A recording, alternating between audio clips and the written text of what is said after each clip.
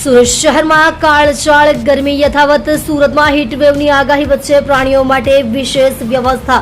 સથાણા પ્રાણી સંગ્રહાલયમાં પ્રાણીઓ માટે કરાઈ ખાસ વ્યવસ્થા. કાળઝાળ ગરમીમાં પ્રાણીઓને ગરમીથી બચાવવા ફુવારા અને કુલર મુકાયા. શહેર કરતાં 2 ડિગ્રી જૂમાં ગરમી ઓછી. લોકો પ્રાણી સંગ્રહાલય જો આવતા પ્રાણીઓ હેરાન ન થાય તેની ખાસ વ્યવસ્થા. ઠંડા પાણીમાં નહાવા મળી શકે તે માટે સતત વોટર ટગ પણ ભરી રાખવામાં આવે છે. પ્રાણીઓની જગ્યાઓ પર સતત ફુવારા લગાવવામાં આવ્યા.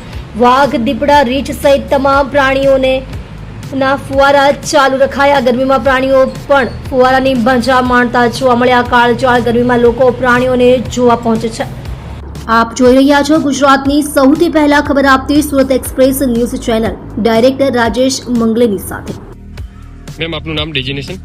મારું નામ હિના પટેલ, સુરત ઝૂ ગઈ.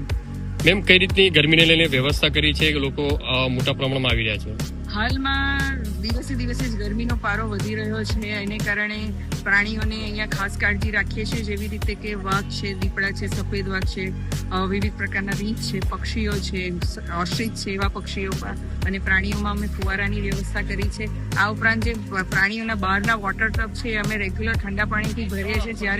જ્યારે એમને ગરમી લાગે ત્યારે જઈને એ લોકો નાહી શકે.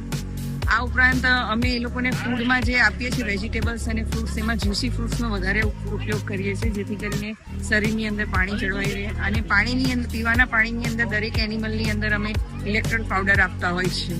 કુલરો પણ કંઈક મુકાયા છે એનિમલ્સમાં. જે સાંજે આ એનિમલ વાઘ છે જેવાને અમે સાંજે નાઇટ શેલ્ટરમાં લેતા હોય છે, તો રાતના એ લોકોને ગરમી ના લાગે એના માટે અમે કુલરની વ્યવસ્થા કરી છે.